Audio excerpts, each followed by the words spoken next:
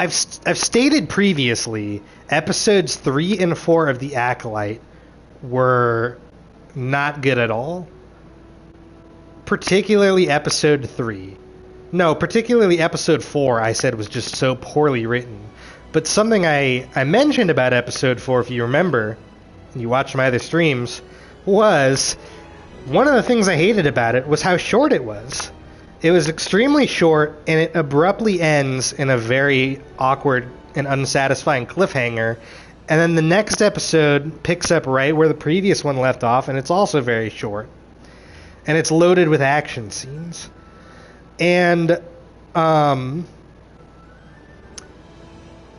said at the time, I don't understand why they didn't just combine these two episodes and make them one normal length one. That way it wouldn't just be overloaded with combat and it'd be normal length. But as I thought about how awkwardly edited episode 4 was, some of the conversations just cut off at the strangest times. It feels like we're missing scenes in between scenes.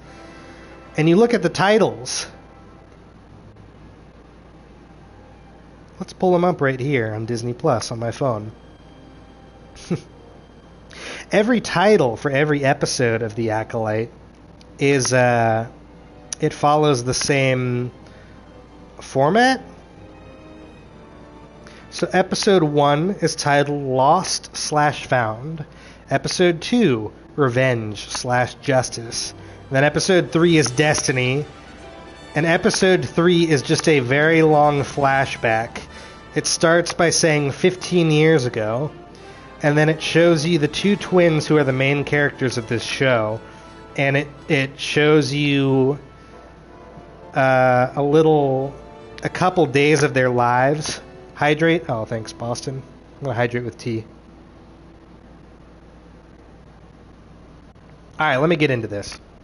Because episode 1 is called Lost Found. Episode 2, Revenge Justice. Episode 3 is Destiny. Right? And episode 3 is a very strange episode because it's all just a flashback to these two children. It shows you a couple days of their lives, and it shows you this very weird story about how when they were kids, they were visited by Jedi who arrived at their little witch coven. That's when the infamous power of one, power of two, power of many chant happens. It's the ceremony that's interrupted when the Jedi come in, and they meet these two kids, and they say, we'd like to test them to see if they're Force sensitive and see if they're Jedi. And it makes no sense. There's so much awkward writing moment to moment. Even, just that conversation. They say, we're Jedi Knights of the Republic. They say, well, this planet's not in Republic space. And then they say, you cannot deny we have the right to test these two children to see if they're potential Jedi. With your permission, of course. And then the witches reluctantly say, fine, we will bring them to you tomorrow at dawn. And you're like, what? You just said this planet is not part of the Republic, so why does it have to adhere to the laws of the Republic? The Jedi would have no legal right to test them and see if they're Force sensitive. And she asks their permission to test them. We have a right to test them with your permission. If it's your right, you don't have to ask for permission. You could just do it. And then they say, we'll bring them to you tomorrow at dawn. Well, it's like, but how do you know where the Jedi are parked, where they park their damn ship? They're out in the forest outside this witch coven. So there's so many conversations throughout the series like that. There's so much weird, clunky, and poorly written dialogue throughout every episode of The Acolyte, where there's just moments like that that are weird, and where the characters themselves make either very unintelligent decisions or choices that maybe they're not wildly unintelligent or illogical, but they feel out of character. They feel so... It feels like they make these profoundly important and consequential choices that impact the trajectory of the plot, that betray the characters themselves, because according to their personalities and what we know about them and their backstory and everything, it's like, why would they do that? Why would they make that decision in that moment? I would think they would do the opposite, etc. But let me get back to this title thing, because I got sidetracked talking about episode 3, and you'll know why in a moment. Because episode 3 was the most awkward episode of them all, because it was so short. It was this flashback to these two kids. They were visited by the Jedi. The Jedi tested them. One of them, May, did not want to become a Jedi. She wanted to be a witch. She wants to do everything with her twin sister and be very close to her. The other twin is much more independent. She's like, I don't want to do everything with you all the time. And then the Jedi show up, and she's immediately taken by the Jedi, and she thinks, I want to become a Jedi. I want to leave. And all the witches are trying to deter her from doing that, and they're saying, oh, but you'll never see us again. You might not want, you might regret your choice, blah, blah, blah. She says, no, Mama, I want to be a Jedi. Her motivation is very, very thin. You don't understand why she's, like, so her heart is so set on becoming a Jedi, but that's all beside the point. That episode is called Destiny. Then episode 4 is called Day, and then episode 5 is called Night. And as I was thinking about it, and thinking about how weird the editing is in episode 4 in particular, how short both of those episodes are, and if you notice, Lost, Found, those are two opposite descriptive terms. Revenge, Justice, those are two opposites. Well, the title of episode 4 is Day, and the title of episode 5 is Night. And I'm like, you know what? I bet this was supposed to just be one episode. And they split it into two. I don't understand why, but it seems fairly evident that that's what happened. Episode 6 was Teach, Corrupt. Again, two opposites. And then episode 7 was Choice. So again, episode 3 is called Destiny, very awkwardly edited and very short. Episode 7 is called Choice. That's the opposite of Destiny. Destiny means this is fated to happen irrespective of the choices you make. Choice is you exercising free will to have something happen. So, again, when you watch episode 7, it really feels to me like this episode was heavily tampered with and heavily tinkered with in post, because at some point in the creative process, it's hard to determine when exactly without knowing, but I'm fairly certain that this episode was just supposed to be, it's not supposed to be combined with episode 3, but like they are using footage that was supposed to be used for episode 3 and combining it with episode 3 footage, and basically they made a whole other episode out of episode 3 and made it the penultimate episode of the season, because episode 7 is just another extended flashback. Episode 3 was a flashback to these two kids' childhoods, and then episode 6 ended with like Master Saul telling May, who he had captured basically and put in handcuffs on his ship, I need to talk to you and tell you what happened all those years ago. I've been thinking about how to tell you about this for 12 years. And then we get a flashback, and the whole episode is just a flashback. And it's so dumb because, you know, when I was watching episode 7 at first, for about the first 20 minutes or so of the episode, I was pretty into it. I was like, you know what? I can't believe that this episode is as good as it is, because I'm very interested in this. It's probably the best episode so far, and I'm enjoying this. This is good so far.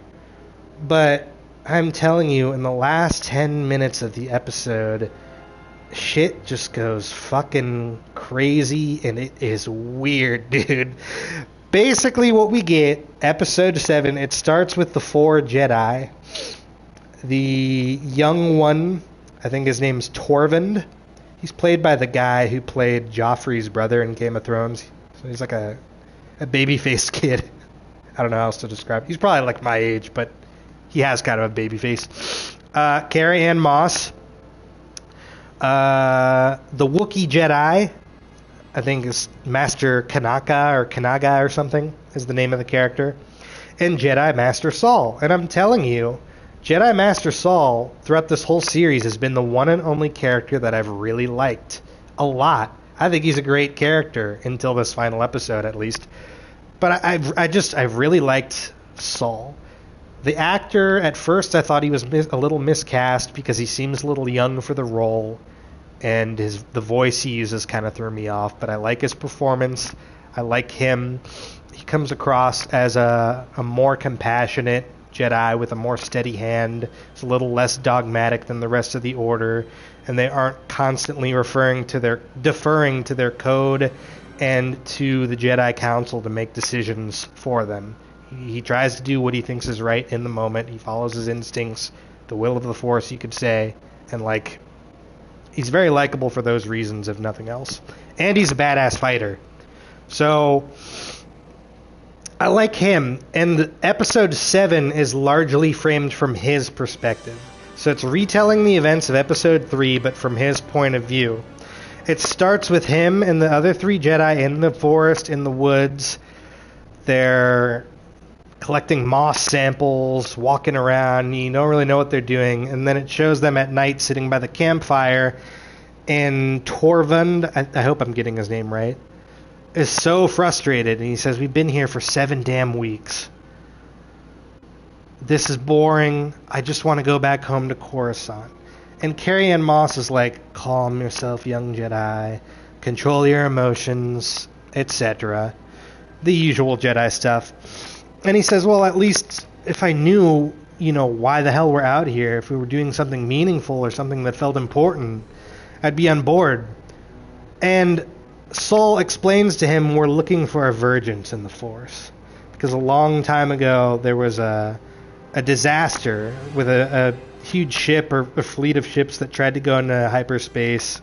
It fucked up, and there's a handful of planets in the mid-rim that have no life on them and were destroyed, basically, because of this great hyperspace disaster. I haven't read any of the High Republic novels, which is the time period that this show takes place during, but I think that's what kicks off the whole High Republic series, I've heard online, is this great hyperspace disaster. So I was like, oh, that's kind of interesting. But he says, we're looking for a vergence in the Force. He said, look around you. This planet is full of life. Why? And he's like, oh, great, there's some plants and there's some animals, big deal. And they're all like, calm down, young one, blah, blah, blah, blah, blah. But Saul is a little more compassionate than the other 2 Jedi, because he understands how he feels, and he says, I get why you feel the way you do, basically, but you may not understand it right now, but what we're doing is important, and this is a noble mission. And it's like again, I like that. I like the way Saul acts. And he talks to Carrie-Anne Moss a little bit later, and she's like, but it's so cheesy, too, at the same time, because it's like, why the hell wouldn't he know that by now if they've been here for 7 weeks? Like, he doesn't even know what they're looking for. But it is also interesting because a vergence in the Force is the term that Qui-Gon Jinn uses to describe Anakin Skywalker in The Phantom Menace. He says to the Jedi Council, I've encountered a vergence in the Force, and I believe it's this boy. And it's only then that the Council agrees to bring him forward and test him to see if he's Force sensitive, even though they're reluctant to do so. So it's kind of an interesting callback right there. And when they're talking about it afterwards, Carrie-Anne Moss says, I don't give my Padawan all the answers, but I try to encourage him to think for himself so that he can discover them on his own. I could tell you don't approve of that. And Saul's like, well, She says, well, this is why I have a Padawan and you don't. And they go, oh, they laugh it off. It's like, oh, they're friendly with each other. But later, Saul finds the 2 twins in the forest. And it's the same scene that we saw in episode 3, but it's from his perspective. And he follows them back to their coven, and he watches them train, and we get a lot of footage. It's not the same footage, but it's the same scenes from episode 3, but they're framed differently with different camera angles, so you're watching him react to things that we already saw in the previous episodes. And up to a point that makes sense. But finally, about halfway through to 2/3 of the way through the episode, we see the scene where the Jedi, visited the witch coven and walked in, and they said, we have a right to train these two twins, and they interrupt their stupid ceremony, and they say, we'll bring them to you tomorrow. And we see that framed from like from the Jedi's perspective. And it's at that moment that I started to lose interest in the episode a little bit, because I'm like, guys, my gosh, how much of the same shit that we've already seen are you going to like make me watch a second time? This is silly. And this was supposed to be the revelatory episode, because they had been stringing us along so much throughout the course of the season, denying us answers to basic questions that were kind of too important to the plot to be made a mystery to begin with, in my opinion. But it's like, hopefully we'll get answers at some point and they'll be satisfying. But if I had an overall complaint with this episode, it's in the last 10 minutes or so, shit pops off and it's so poorly done that I ended up walking away feeling like I had more fucking questions than I did previously. And a lot of it is just due to poor writing, because they test the children. May, the twin who hates the Jedi, fails the tests on purpose. And Saul is very concerned, and he says, I could tell she was instructed by her parents to fail the tests. Also, oh my gosh, I almost forgot to say. So there's that ceremony, right? And the Jedi show up and they say, you weren't invited here, blah, blah, blah. And they say, we apologize. We thought this planet was uninhabited. But, these two children are very noteworthy to us. We have the right to test them with your permission. They say, oh, fine, we'll bring them to you tomorrow. But while this is happening, we see the young Jedi Torvald, whatever the fuck his name is. I think Tormund was a Game of Thrones character. That's why I keep getting that confused. But he says, but we see she's like hypnotizing him and like brainwashing him. Because all of a sudden he hears echoes all around him. It's really spooky. His eyes turn glossy marble black. And he sees the fucking leader of the Witch Coven. And she's like, you have natural desires you suppress. You just want to go home and your Jedi masters are forcing you to stay here when you know this isn't where you belong. You can tell me if you want. What do you really want? And he's like breaking down into tears. And I'm like, first of all, this guy's like not in control of his emotions at all. He's supposed to be a Jedi. Secondly, this leader of the Witch Coven just drives me nuts because her clothes are silly. She has like metal like nails or like I don't even know what claws that are like 3 inches long. And at one point she like puts her hand on his chest and goes, you can tell me what you want. And I'm like, are there some sexual overtones here or not? I can't tell. But after last week, anything's on the table. And she has a white swirl on her head and like 20 pounds of hair that like go around. She's just like, the costume design for her is bad. I don't like the way she looks. I'm sorry to be that like petty, but Star Wars is full of cool looking characters, Boba Fett, cool looking costumes, and like, that ain't it. But it's at this point, too, where I just lose all sympathy for this ridiculous witch coven. Because the Jedi show up, and they're just like, oh, sorry, we thought this planet was uninhabited, but we want to say hi. By the way, your children, we'd like to test them. Oh, with your permission, of course. They say, fine. But they're being snarky. They're being petty, telling them to leave, all this stuff. They like, have such an unmotivated, aggressive, hostile attitude towards the Jedi for seemingly no reason, and she's trying to fucking hypnotize and brain warp one of them and like brainwash him into like, I don't even know what the point of that was, but I'm like, this is kind of like evil. What you're doing is kind of fucked up and evil right now. So then they instruct their kids to fail the test, which is very dishonest, right? And one of them does. The second one, Osha, the good one, we already saw this like 75% of what we see for the remainder of the episode is stuff that we already saw, just framed differently. But, Master Saul is saying repeatedly, I fear for these kids' safety. One of them was marked with black magic at that ceremony that we interrupted. These witches aren't Night Sisters. They name-dropped the Night Sisters, which I appreciated. They said they're a mysterious force cult. and they don't treat these girls like children. They're training them to be warriors, blah blah blah. And you know, I feel something about this twin Osha.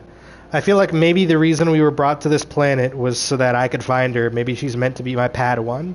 And Carrie-Anne Moss is like, no, you're just saying that because you want a Padawan. And he's like, no, that's not true. I'm afraid for their safety, and I feel like we got to take them away from these witches. Maybe she should be my Padawan. And I'm like, you know, just because you're afraid for their safety doesn't mean that the only way to protect them is by, like, recruiting them into the Jedi Order. But frankly, I understand your argument. And if they're Force sensitive, why not make them Jedi? But she's like, oh, we have to talk to the Council. But Osha passed the test with flying colors.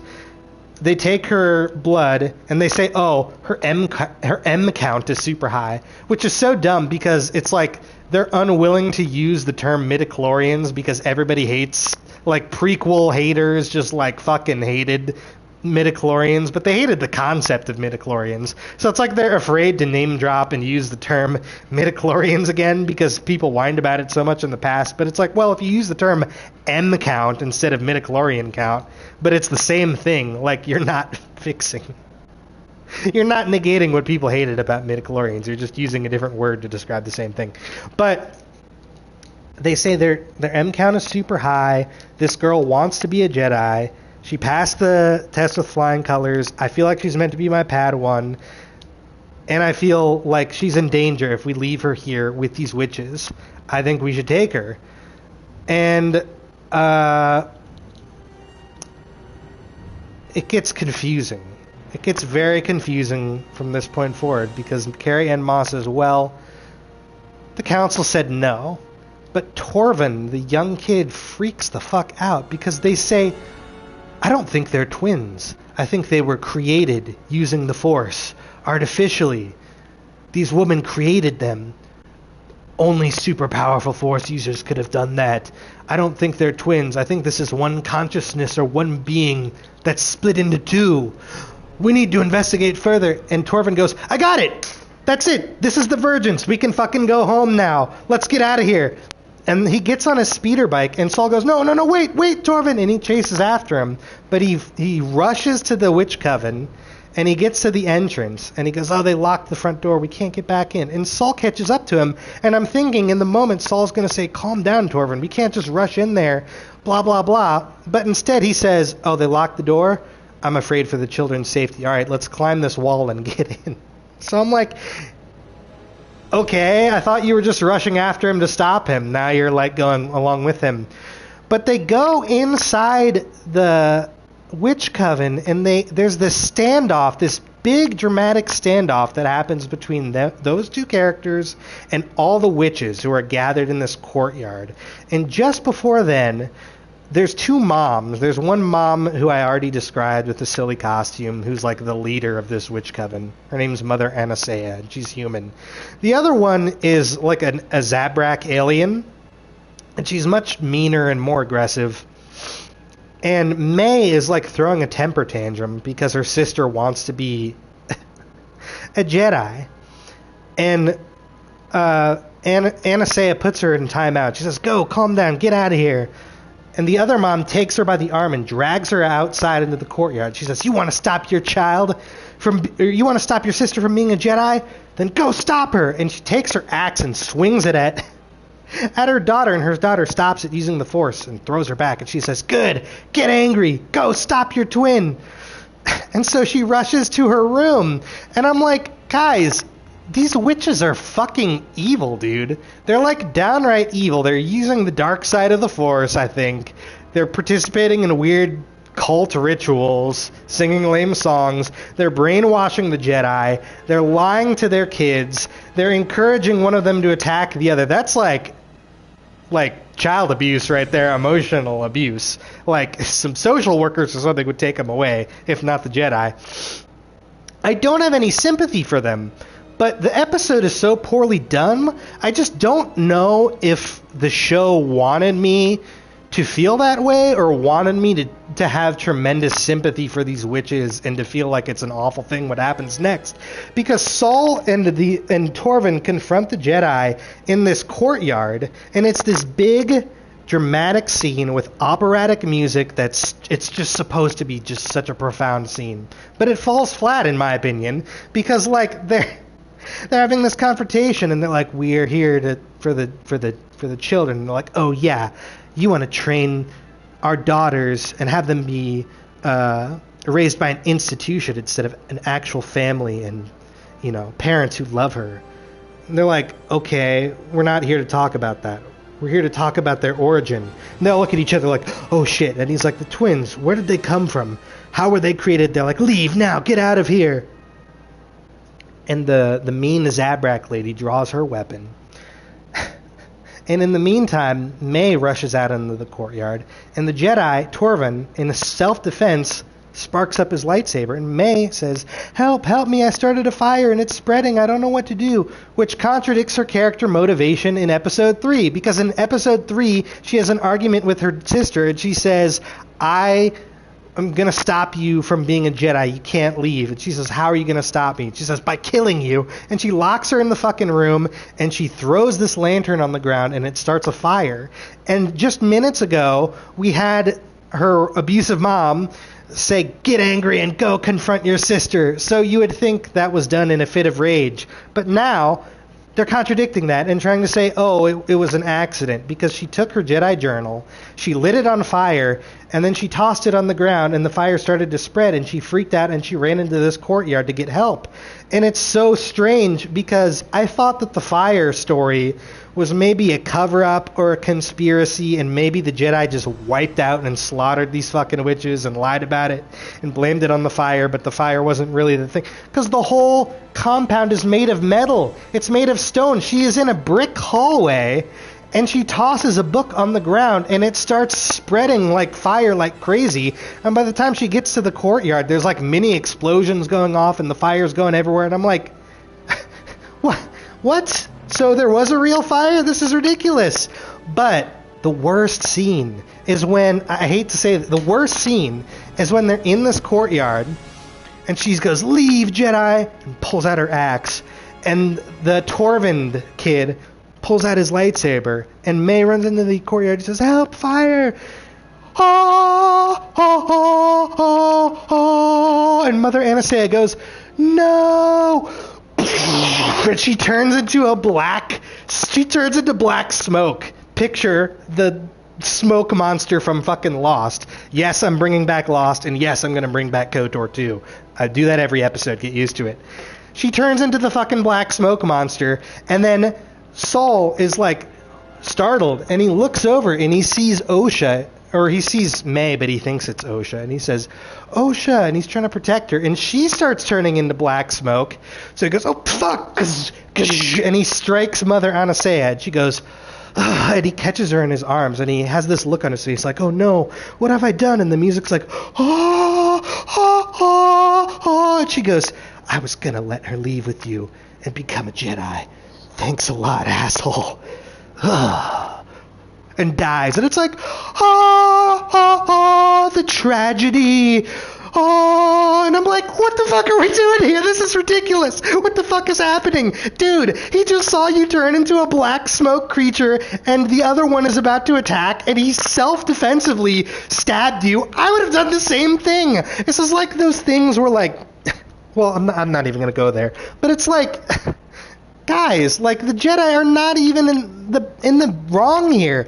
And I know what they were trying to do, because in the Clone Wars and in Jedi Fallen Order and Jedi Survivor, the Night Sisters have the ability to, they don't have lightsabers, and they don't refer to the Force as, dark side, light side, like the Jedi do.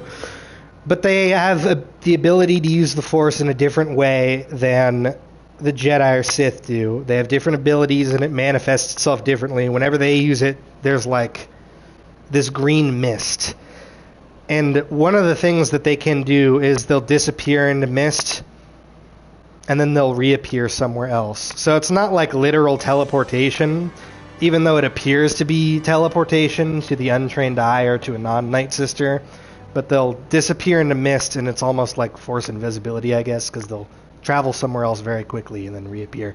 So I think what it was is they were trying to showcase, but they're not Night Sisters. They wanted to not give them the green mist because they're not Night Sisters. So they tried to give them black smoke, black mist instead, I guess. So they have her, the way they frame it, basically what it all comes down to is the way that they frame it is they try to make it seem like Jedi Master Saul is sticking his head in the affairs of these witches when he has no right to and he doesn't belong there. And this young kid, Torvund, is selfishly trying to help him kidnap these Jedi because he wants to go home to Coruscant.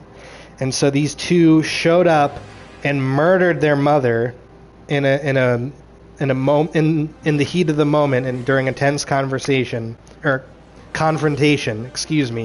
and it led to them wiping all these witches out and covering it up afterwards because they did something monstrous.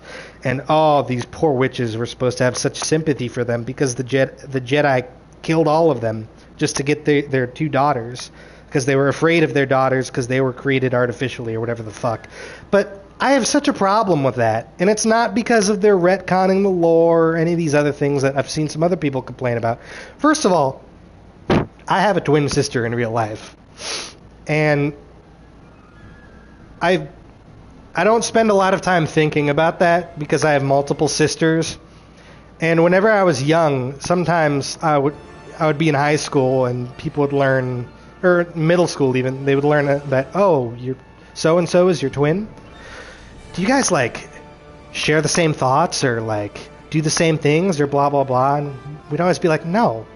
And they'd be like, well, what's it like being a twin? And it was the one thing that we both said that was the same. We'd be like, well, do you have a sibling? And 9 times out of 10, whoever we were talking to would be like, yeah. We'd be like, are they close to the same age as you? A year younger? A year older? They'd be like, I have a brother or sister. It's a year and a half older. We'd be like, well, it's exactly the same as that. It's just that your sibling happens to be the same age as you. So you share a birthday. But other than that, that's it. And this whole idea that they created a life and split it into two people, the same consciousness split into two beings. It's that's an oxymoron. Either it's two people or it's one person. You can't split a consciousness into two consciousnesses with two twins. Just because they're twins doesn't mean they're literally the same fucking person. And if they were, they would have all the same desires and shit. One of them wouldn't be hell-bent on becoming a Jedi and the other one not. It's so fucking weird. And again, this episode was supposed to be the episode that answered so many of these questions that have been plaguing the series throughout the whole first season. Some of which I can understand why they, played with audiences' expectations on, and others I just feel were kept mysterious for no reason. And it's this one was sort of the biggest one because there's the whole issue of Plagueis. It was left, I think a lot of people misinterpret Revenge of the Sith and they think, Plagueis created Anakin, but it's deliberately left ambiguous. So, an observant viewer who's perceptive and who's really thinking about the story might put the pieces together in his or her mind and go, wait a minute, there's a possibility that could be the reason why Anakin was immaculately conceived, right?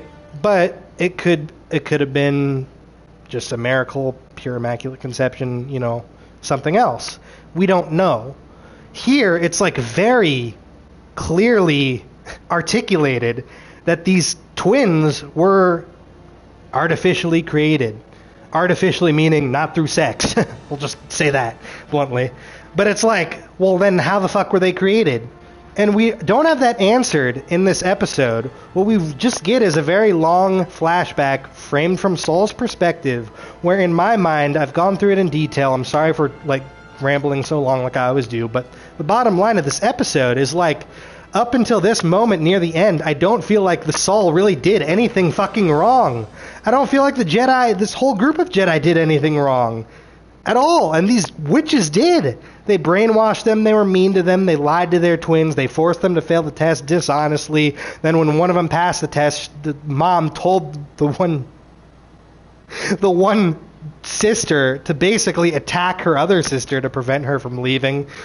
Why? I don't know. Why is it such a problem if one of them becomes a Jedi even? Who fucking cares? And then when there's a fire starting, instead of going, oh no, let's go protect my children, they all attack the Jedi, and the Jedi just act in self-defense, and he stabs one of them who's turning into a fucking smoke demon creature. And then just moments before, she was talking shit to the Jedi and saying, oh, you want to be raised by an institution instead of a family? Like the witches are. They're an institution too.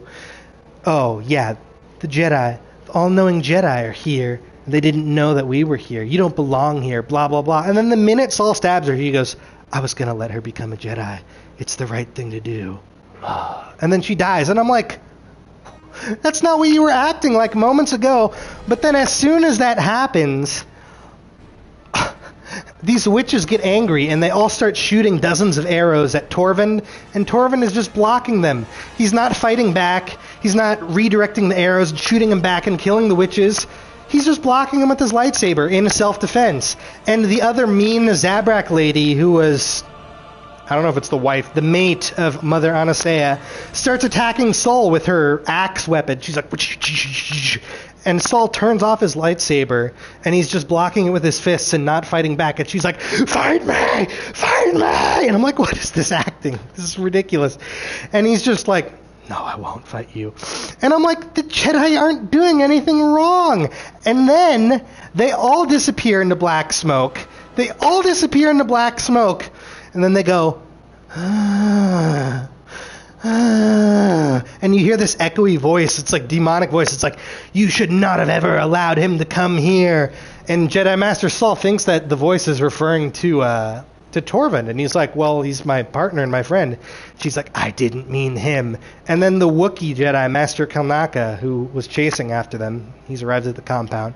He shows up, and he's hypnotized / brainwashed by the witches, and he has the marble black eyes, and he's like, rah! And he starts fighting the two of them to the death. And I'm like, the witches are brainwashing this poor Wookiee Jedi dude into trying to murder his friends. Like, they're in the wrong.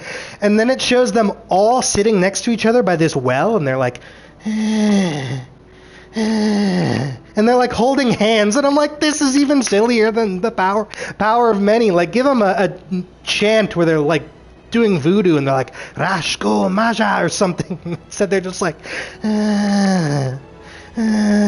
rocking back and forth. I know I probably look like a fool doing that, but that's like my best description. And like, basically what happens is the Wookiee fights the other two Jedi, and I'm not trying to just sit here and talk shit about this show, and I'm not trying to make excuses for it either, because I'm a Star Wars fan and I love Star Wars and I want it to be good. I'm just trying to be as honest as possible and tell you the things that I like about it and the things that I don't like about it.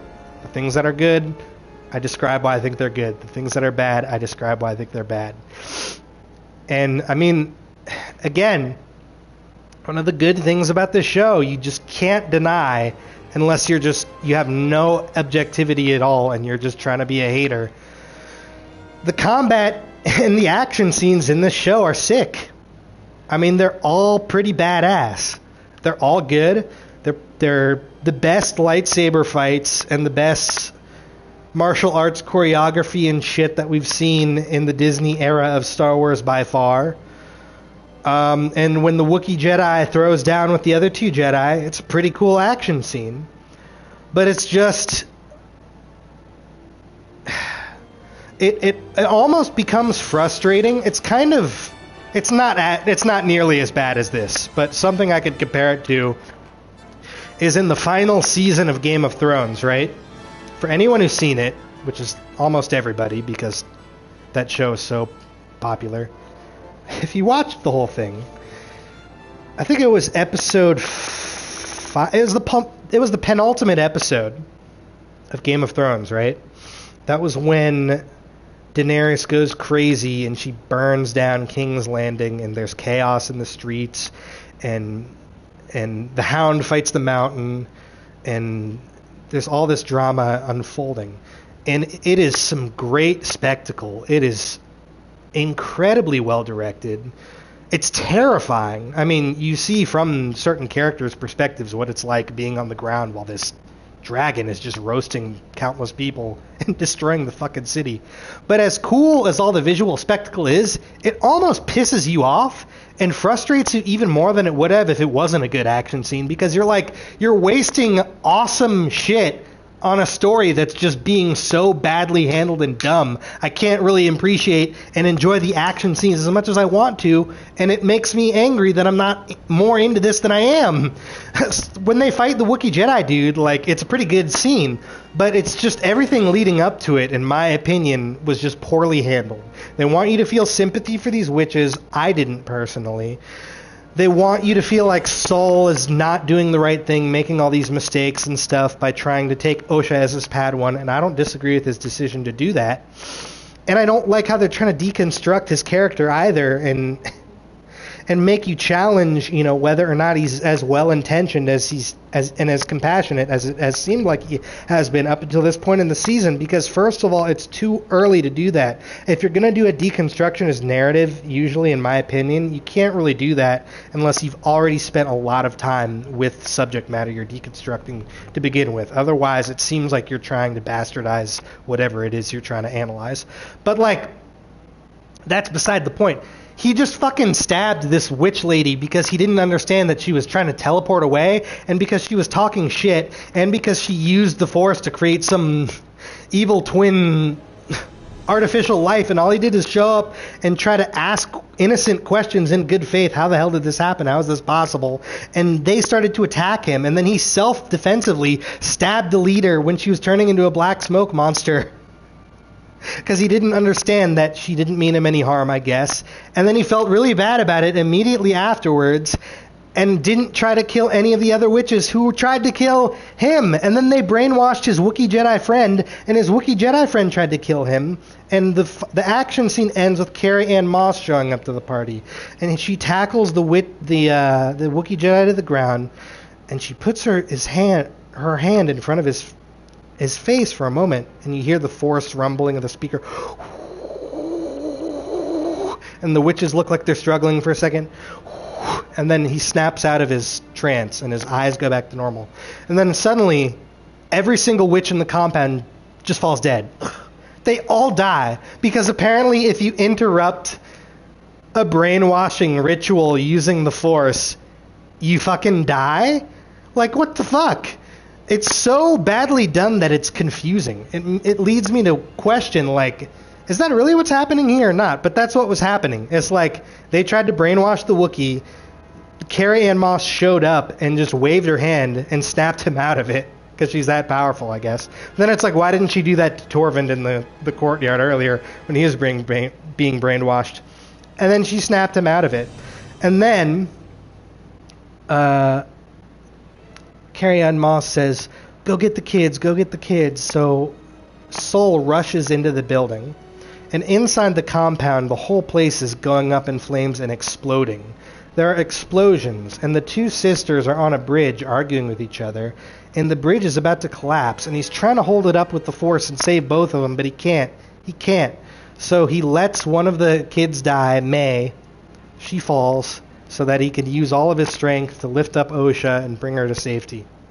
And some people I've seen criticize in other reviews and things I've seen, well, why didn't he just lift both of the kids instead of both of the bridges? That's nitpicking. I mean, you can make that argument fine, but if you're going to nitpick to that degree, you could break apart anything. You could break apart Empire Strikes Back if you want to nitpick to that level. I don't care about that. But he brings Osha to safety, and then he brings her to the Jedi ship unconscious. And Carrie Ann Moss has a heated argument with Saul, and she says, I told you not to interfere. I told you the Jedi Council said that you should step aside and you shouldn't go in there and try to recruit her. to be a Jedi, and now look what's happened as a result of your actions. And he said, I was trying to protect her and do the right thing. She said, well, look what you've done. And I'm like, well, what he did was show up and ask legitimate questions that needed to be asked, and then get attacked and defend himself.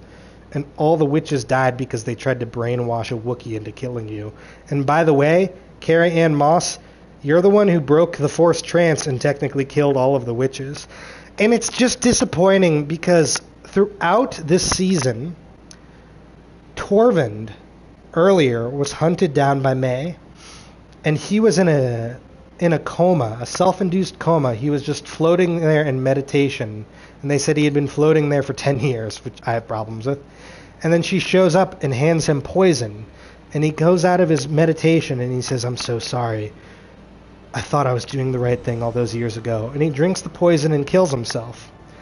Jedi Master Kanaka, the Wookiee Jedi, when we find him, he's living out in a cabin in some jungle on a mysterious planet, alone in the middle of nowhere. He's like a hermit in the woods, presumably because he's so guilty about what's happened, and he's kind of like Luke was, I hate to bring it up, in The Last Jedi, just wallowing in his own grief and his own sense of guilt.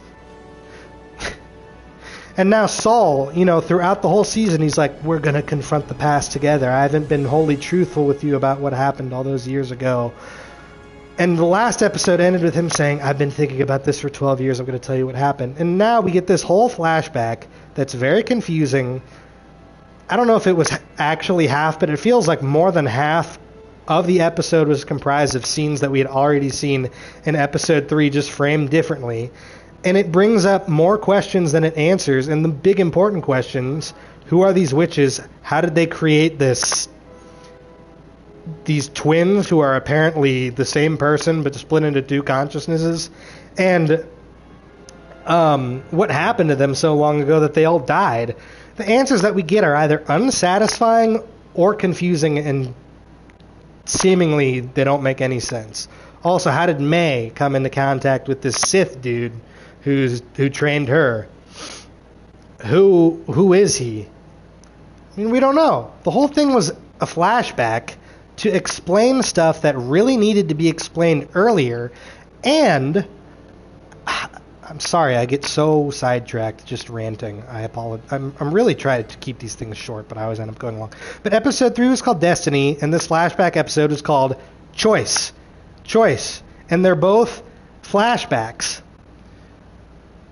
And they're two opposite descriptors, and this episode was dragged out and made too long, actually, because of how many scenes we had already seen previously. I think this episode was supposed to be combined with a third episode and made into one episode, but they chose to split it into two so they could preserve a sense of mystery that they could play off of throughout the whole season, and that just ended up in being an exercise in frustration more than anything else.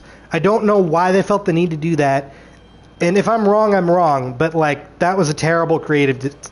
I would have found all of this a lot more palatable if episode 1 of this whole season was everything we saw in episode 3 and everything we saw just now in episode 7.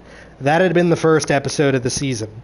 Instead, they split it up, they spread it out throughout the season, and now the penultimate episode, you're supposed to be building momentum, building a sense of excitement and intensity, till you get to the climax, which is the final episode.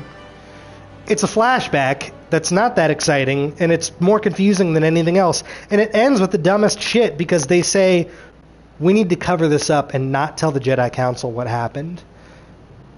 And Saul says, why? She says, because they'll never let you train Osha to be your Padawan if they find out that you killed all of her sisters and all the other witches. This poor innocent girl, we just killed her whole family. She wants more than anything to be a Jedi. Are you really going to deny her that opportunity just because you feel so guilty that you need to tell the Jedi everything that happened and confess your sins? And I'm like, what the fuck are you talking about? If you told the Jedi everything... First of all, I thought earlier in this episode, Carrie Ann Moss talked to the Jedi Council and they said, no, we will not allow her to be trained because she's too old and whatever the fuck else. Now, and I thought Carrie Ann Moss herself didn't really want her to be trained to be Master Saul. She says to Master Saul, you just want a Padawan and you think this is your opportunity, but You're saying it's meant to be, maybe it's not. You're getting your emotions entangled in this. But now, all of a sudden, she's like, no, we need to lie and cover up everything so that you can train her to be your Padawan. And Torvin drank poison and killed himself. Kanaga spent the last 15 years after this episode in the woods alone, and Saul has been, racked with grief about this all season. But in retrospect, I don't really feel like they did much wrong. I would have much rather preferred it if they had come up with some other reason.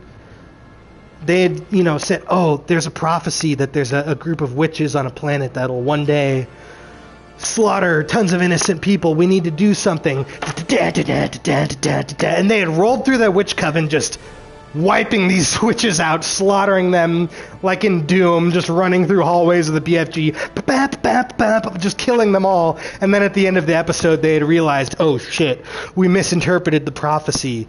We won't kill the twins because we shouldn't have killed any of them. We feel so bad about it, but we have to cover, it really brought me back to The Last Jedi, where in The Last Jedi, they had that plot point, very polarized, where some people said Luke shouldn't have been a hermit on an island. Some people that ruins his character. Others said, no, it was fascinating. I was of the opinion that it was fascinating, but it was horribly executed. They do this, I'm not going to go into a tangent about The Last Jedi. I already got into 100 tangents, I'm sorry, but it's you guys asked for this review, okay? But in The Last Jedi, they do this thing where Luke is so hell-bent on training Kylo Ren to be a proper Jedi that he feels insecure and worried about the possibility of him turning into a dark side, because he could sense he's a moody, angsty young teen. So he sneaks into his room in the middle of the night, and he tries to read his mind and sense his emotions, and all of a sudden he goes, oh shit, I didn't realize he was this angsty and angry and this vulnerable to the dark side. He lights up his lightsaber and he goes, oh, calm down, Luke, calm down. You don't mean to do harm to this kid, he's your nephew. But then Kylo Ren wakes up before he can deactivate his lightsaber. He goes, oh no, wait, no. And then Kylo Ren attacks him and tries to kill him. And ever since then, Luke has been on this island feeling guilty about what he's done. And I'm like, this would have been, more profound, whether you overall approved of the creative decision to do this or not. If you wanted to go in this direction with the story, it would have been much more satisfying and much more meaningful if you had revealed that in the past, Luke had actually done something despicable and legitimately tried to kill his nephew, but you'd given him some compelling reason to try to do that. And now all these years later, he's sitting on this island unsure of himself and everything and thinking about what he's done because he really feels guilty about having done something really bad a long time ago. It would have been much better if you had gone that route, or if you had gone the opposite route and said Luke didn't do anything wrong. He was just trying to guide Kylo Ren, and Kylo Ren was so angry that he turned on Luke. And now Luke blames himself for it. But you try to do this cheat, in my opinion. It feels like a cheat, where you take half a step in and half a step out, where you go, oh, Luke thought about killing him and lit up his lightsaber, but then, he decided wait not to, but then wait, no, Kylo Ren tried to it's like they try to do that with the Jedi, and it's I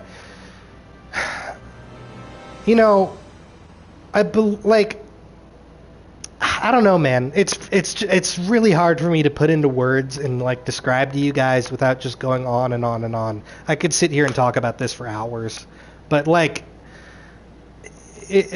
I could tell Leslie had the reason maybe part of the reason why I'm not as harsh on the show as others is because I feel like at its core it's playing with some compelling ideas. It is interesting, and this show and the story it tells is the product of a creative, imaginative person who's a fan of Star Wars, who's thought about the lore and the universe and the Jedi and all these things, and had some interesting ideas she wanted to play with, where we show the Jedi aren't always good, they make some poor decisions, and we have these twins who, one of them wants revenge against them because of it, one of them doesn't, and there's a lot of drama to unwind surrounding that. This is someone who had a vision, and I don't wholly disapprove of what they were trying to do. It's not completely different from KOTOR 2, which I think is the best piece of storytelling in Star Wars, which does portray the Jedi as very flawed, and it does deal with a lot of drama surrounding something that happened a long time ago, right, where the Jedi really wronged someone, and we're dealing with the consequences of that. They wronged Kreia because they blamed her for, teaching Revan and everyone else to turn to the dark side, and they wronged the Exile because they hated him for going to war, Malachor 5, all that shit. So, I mean, I could see all of this stuff being done differently and being done better and being a lot cooler, but it just comes down to bad writing. It just comes down to bad writing, dialogue that doesn't make a lot of sense, and characters constantly switching their motivations back and forth again and again and again until you're so confused as a viewer that you don't really feel like you understand who these characters are or what you're trying to portray them as, because their decisions that they make, they constantly seem to contradict the characters in a way that just, it feels insincere and unearned, and it makes you go, wait, what? And when you combine that with so many mysteries, it makes you feel like, are they trying to deliberately show the characters as behaving inconsistently because you're supposed to ask questions about why they're doing that are later going to lead to, compelling answers and the tail end of the season? And when you watch episode 7, that clearly turns out to not be the case. And it leads to episode 8, which I haven't even gone into yet. But I don't have that much to say about it. I don't actually have that much to say about it, because in episode 8, we cut back to the present day. So episode 7 was just a big flashback. Episode 8, we have May, the dark side acolyte, being trained by sexy Sith boy. And we have Osha, who is a Jedi reject. She tried to train to be a Jedi, but she quit because she said she failed. And even after watching sexy Sith boy slaughter and massacre all of her friends in the jungle, a few hours prior, sexy Sith boy kidnaps her, takes her to an island getaway, and says, there's the ship, you could leave if you want to, and here's my lightsaber, you could kill me if you want to. And she decides not to. Why? I don't know. But my predictions came true, except they did one thing that pissed me off. Osha puts on his helmet, the helmet that puts you, in tune with your 4 senses and stuff, just for a moment. And then she takes it off, and she said, and because she starts breathing really hard and freaking out, and sexy Sith boy pulls it off of her.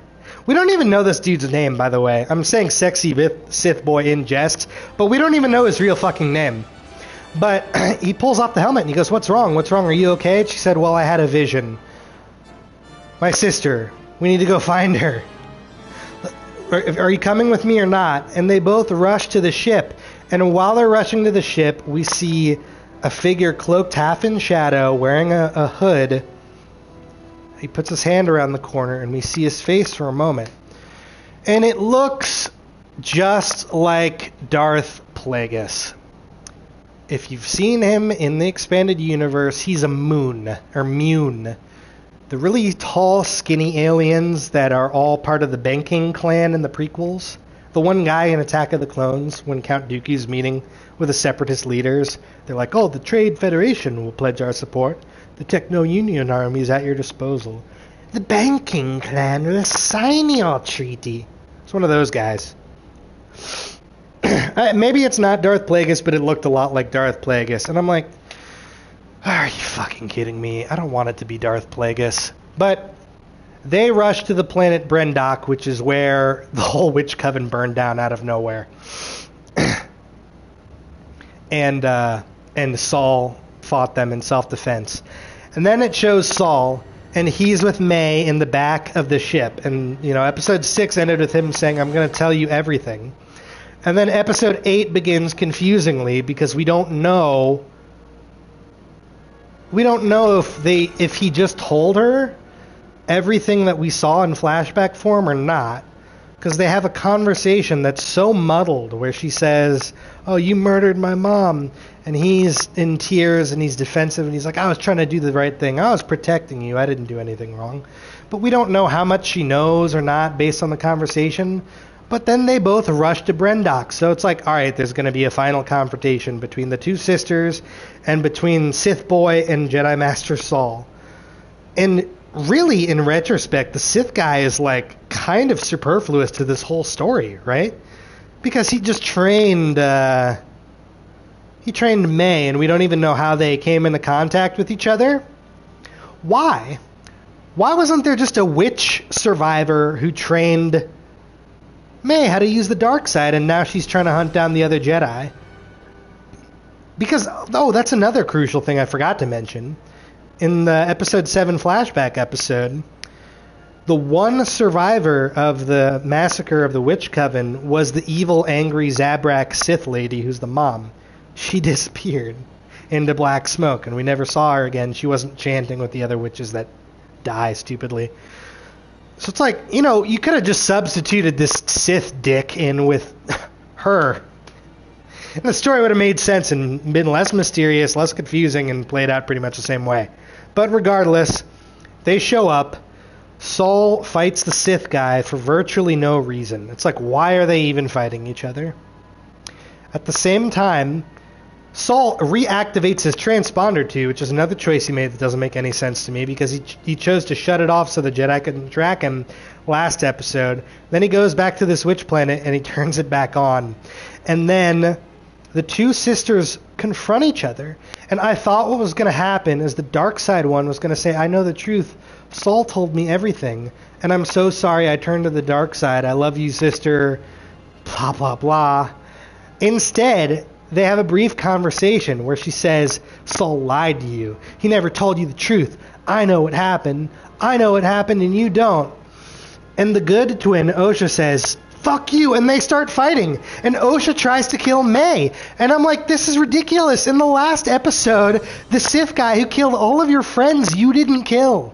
You had your lightsaber to his throat, and you said, I'm not going to strike down an unarmed person, but your sister you'll kill. What? But then Saul beats the Sith guy in a lightsaber fight. And it's another great duel, another good action scene. He beats him. And he holds out his lightsaber to him, and he's managed to disarm him. The Sith guy was actually fighting with two lightsabers. It was pretty cool. It is like KOTOR. One of them's a long blade, and one of them's a short blade. And KOTOR, if you ever played that game, it's an RPG where you have, stats, different amounts of damage you can dish out in combat and stuff based on your stats.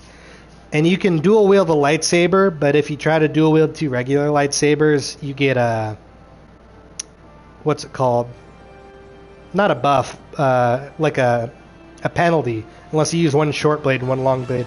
So he's fighting with one short blade and one long blade. He gets disarmed, and then May uses the Force to bring one of the lightsaber blades to her. And he points it at Saul, and he says, is everything you said true? Is this and that? And they have this very intense conversation, an emotional conversation, where basically she says, I want you to admit what happened so long ago.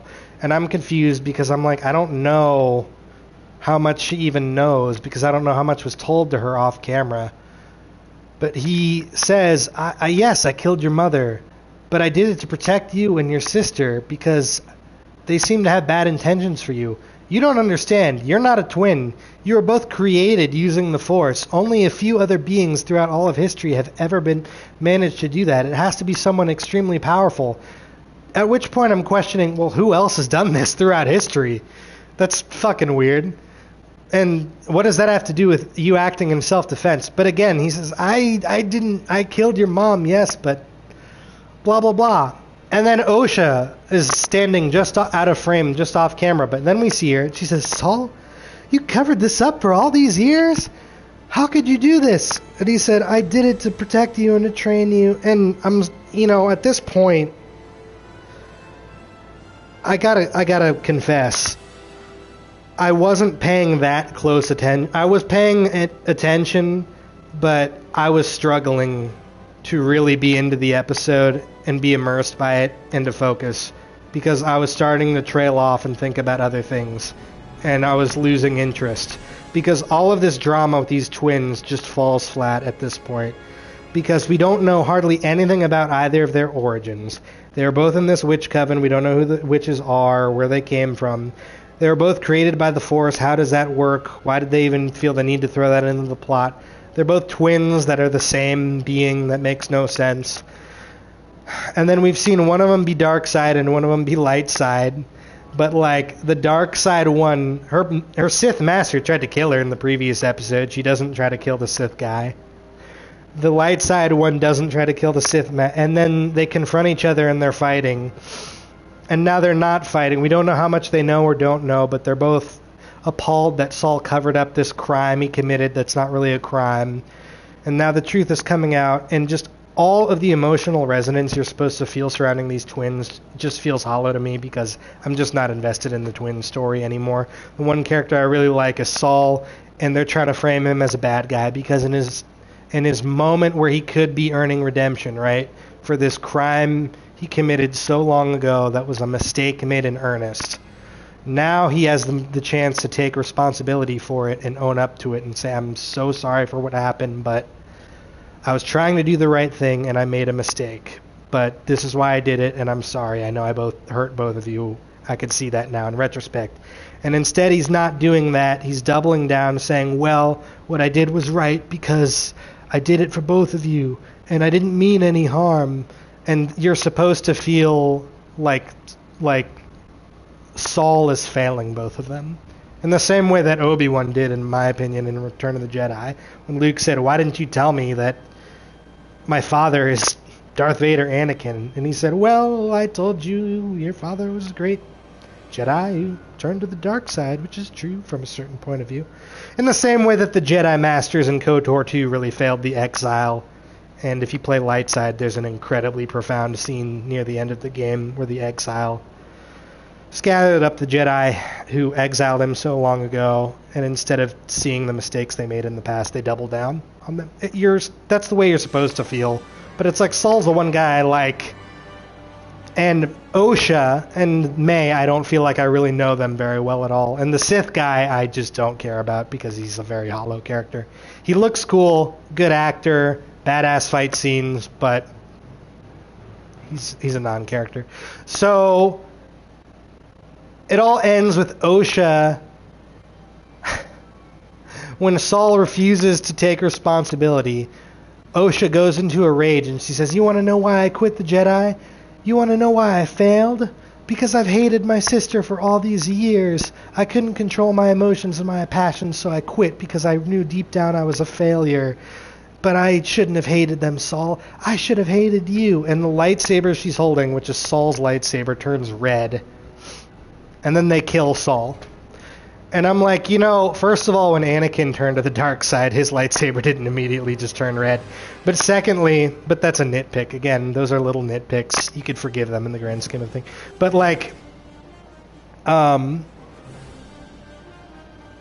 I did not feel like she had the right to kill Saul. And at this point, I don't even know if I was meant to or not, because the story is so muddled. And it all ends with them rushing into the woods and the two twins falling into each other's arms and crying again. And the Sith guy is trying to help them because the Jedi have now seen the tracker beacon on Saul's ship, and they're showing up to confront them. And what's her name? Osha makes a deal with the Sith guy, and she says, I'll go with you, and I'll be your apprentice, and I'll train with you if you let my sister May go.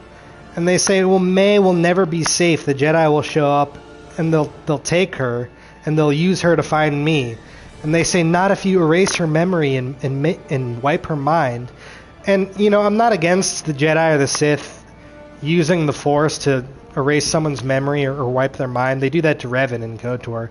But it should be a tough thing to do and a process. It's not just, wave your hand, snap your fingers with the Force, and now they can't remember shit. But that's what they do to May.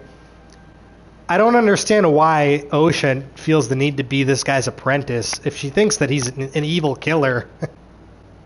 She's gonna be her apprentice, just like regardless of how you feel about Saul. The whole thing is confusing. And then it ends with the Jedi showing up and collecting May, who can't remember anything. The last thing she remembers is a fire that happened when she was a kid.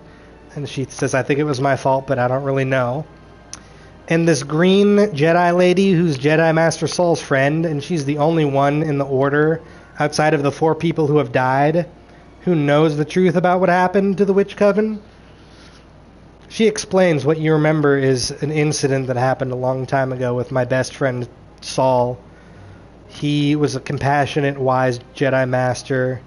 He was brilliant, and he trained your sister Osha to be a Jedi. She says, I have a twin sister? She's like, yeah, but he made a horrible mistake a long time ago, and he covered it up, and he killed your whole family.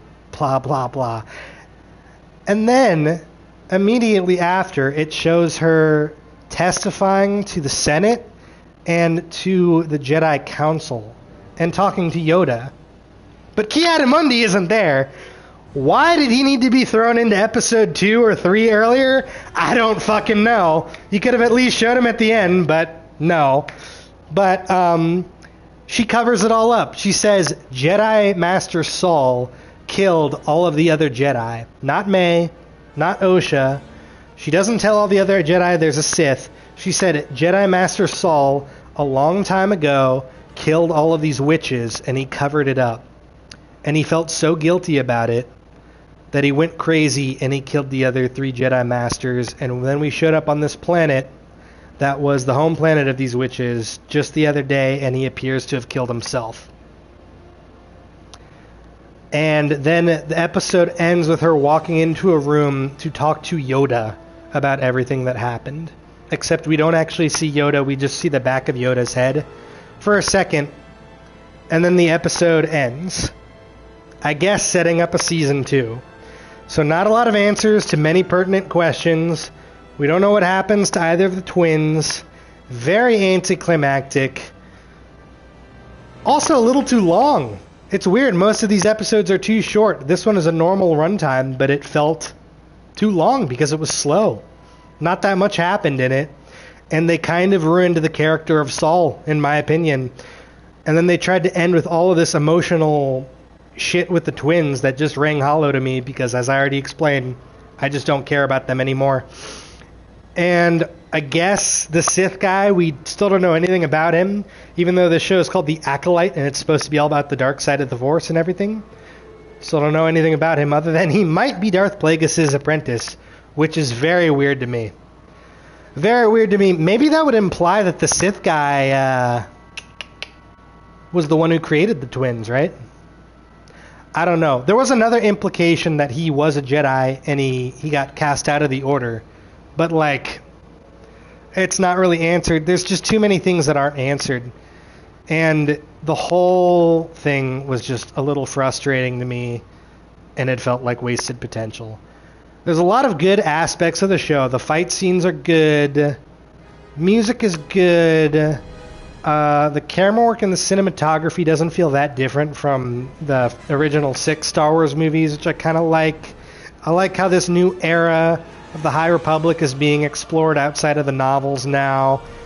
This feels like like we're getting a real story. This isn't just a little in between the movies. Here's a small scale thing that happened. It's like, oh, this is a new chapter of the universe with new lore. They're trying to play with some compelling ideas about, the Jedi and other groups of Force users throughout the galaxy that aren't evil, that the Jedi maybe mistreat or wronged in this era where they're very arrogant and dogmatic and everything. And they're trying to deal with moral complexity, all of which I like and I find interesting. And the fight scenes are really cool. Acting's a little hit or miss. Some of it's good, some of it's bad. But the whole thing was just not well written, horribly paced, and disjointed, in part because they made episode 4 and 5 2 episodes needlessly, and then they had this flashback episode 3, that was horribly disjointed and confusing, And then episode 7, which was the other half of what episode 3 should have been, and they saved it for the penultimate episode for no reason, leading us to have all these questions in our mind. Half of them weren't answered, and it's just messy. It's just messy. I'm gonna go back and watch the whole thing, like, in a couple days or something. Like, not in a couple days from now, but like every episode in 1 or 2 sittings to see if it plays better. I feel like Andor played a lot better that way, and maybe my opinion will change then. But it's shitty writing, dude. Like, the characters constantly flip-flop from dark side to light side, from good guy to bad guy, from loving their sister, hating the Sith Master, to not, from, trying to do one thing to trying to do the opposite. We're trying to kill this person, but then in the very next episode we're hanging out with them and spending time with them. I don't even understand half the choices they make, and we don't spend enough time with any of these characters because all the episodes are so short for me to even really be able to wrap my brain around all of these ideas, and the ideas they're playing with are too complicated to explore in 8 really short episodes that only go into it at surface level. It's sloppy. I don't know.